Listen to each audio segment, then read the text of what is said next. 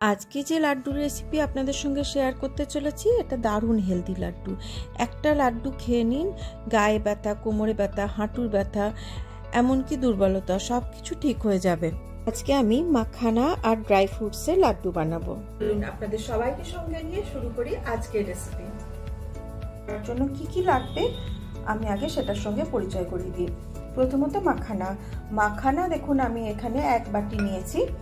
আপনারা আপনাদের আন্দাজ অনুযায়ী নেবেন। এখানে আরও কিছু ইনগ্রেডিয়েন্টস রেখেছি, আমি সেগুলোর সঙ্গেও পরিচয় করাচ্ছি। দেখুন, এটা হচ্ছে গন্ধ নিয়েছি ছোট বাটির 1 বাটি। এটাকে ঘিয়ে ভাজতে হবে।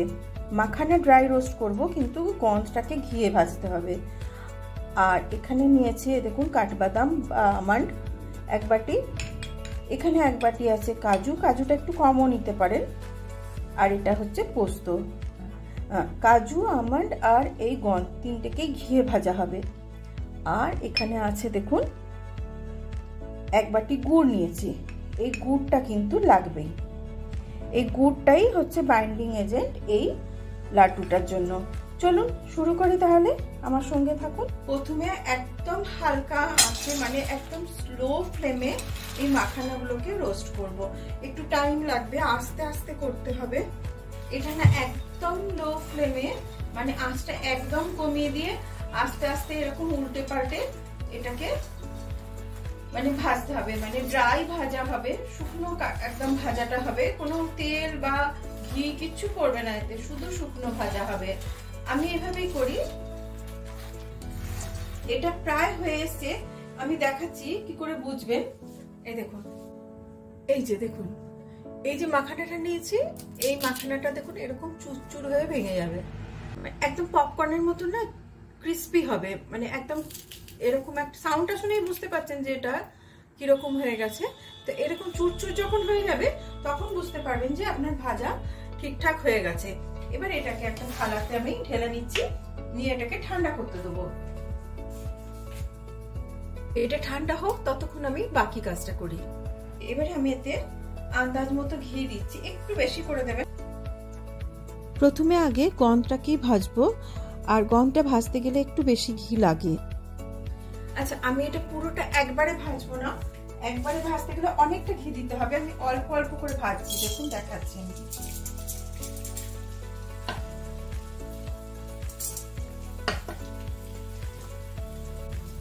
দেখছেন কিরকম ফুলে ফুলে উঠছে। এটা এরকম হয়, একদম ক্রিস্টাল বলের মতন ফুলে ফুলে ওঠে।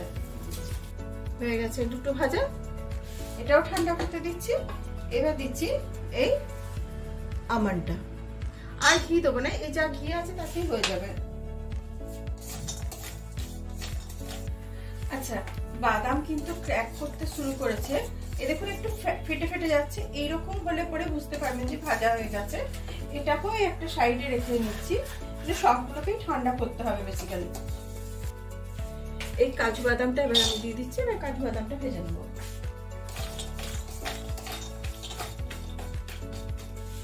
দেখুন কাজুও ভাজা হয়ে গেছে। আচ্ছা, এই মধ্যে থেকে যদি কোনো ড্রাই ফ্রুটস আপনারা না খান সেটা বাদ দিতে পারেন। এর থেকে আর একটা ইনগ্রেডিয়েন্টস আমি বলতে ভুলে গেছিলাম, সেটা হচ্ছে কিশমিশ। কিশমিশটা জাস্ট একটুখানি নেড়ে উঠিয়ে নেব। আর এটাকে কিন্তু গুঁড়ো বানাবো, ওইগুলো আধ গুঁড়ো হবে সবকটা, এটা কিন্তু গুঁড়োবই না। কড়াইটা একটু ঠান্ডা হোক, তারপরে আমি এটাকে দিয়ে নেড়ে নেব। আচ্ছা, কড়াই একটু হালকা গরম আছে, আমি গ্যাস নিভিয়েও দিচ্ছি। এই অবস্থাতেই আমি এতে এই যে কিশমিশটা আছে সেটা ঢেলে দিলাম। আচ্ছা, আর এই যে পোস্তটা আছে এটাও এখন ঢেলে দিচ্ছি এর সঙ্গে।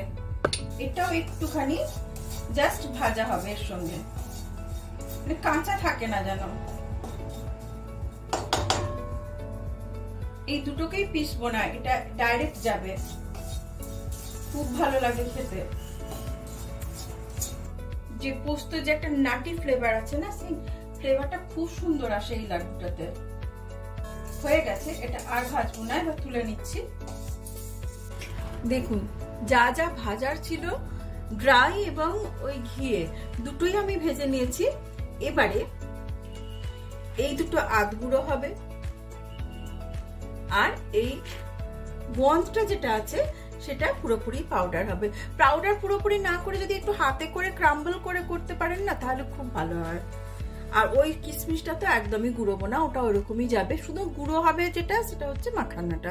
চলুন আমি দেখাচ্ছি। মাখানাটাকে গুঁড়ো করে নিয়ে আগে মিক্সিং জারে নিয়ে নিয়েছি, এবার এটাকে গুঁড়ো করে নেব।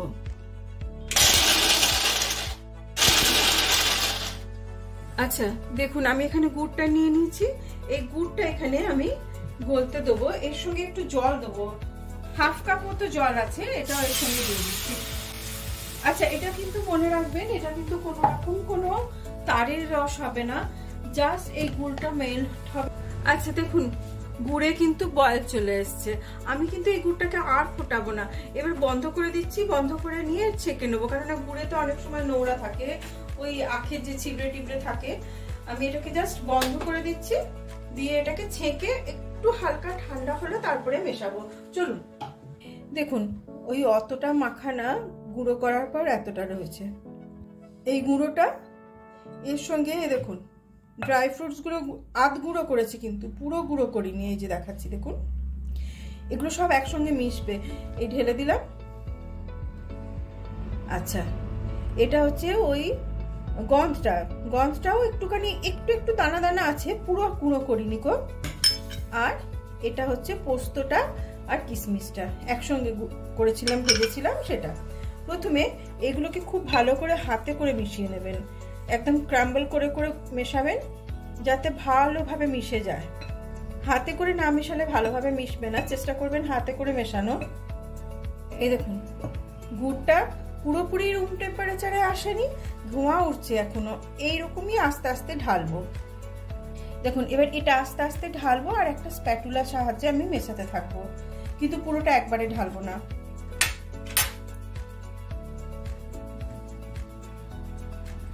যতটা লাগবে অতটাই আমি দেবো। যতক্ষণ না লাড্ডুটা বেশ বাঁধা যাচ্ছে, এরকম কনসিস্টেন্সি আসছে, ততক্ষণ আমি এতে এই গুড়টা দিতে থাকবে। আচ্ছা আর একটা জিনিস বলি, এই লাড্ডুটা কিন্তু খুব কড়া মিষ্টি হবে না,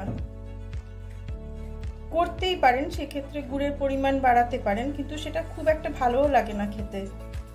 ব্যাস এবারে হাতে করে যখন আমি সহ্য করতে পারবো তখন আমি এটাকে পাকিয়ে নেব। আমি দেখাচ্ছি পাকিয়ে। দেখুন এটা এবারে একটুখানি মুঠো করলেই বুঝতে পারবেন, এই দেখুন বাইন্ড হয়ে যাচ্ছে, মানে জমাট বেঁধে যাচ্ছে। তো এরকম কনসিস্টেন্সিতে এসে গেছে, আর গুড় লাগবে না, আর আমি গুড় দেবো না এতে। এবারে একটা মাপ করছি, মাপ এই জন্যই করছি যে সবগুলো লাড্ডু না একই রকম মাপের হবে। এই 1 হাতা করে নেব, আর আমি হাতে একটুখানি ঘি লাগিয়েছি, দিয়ে এবারে একটা একটা করে লাড্ডু পাকাবো।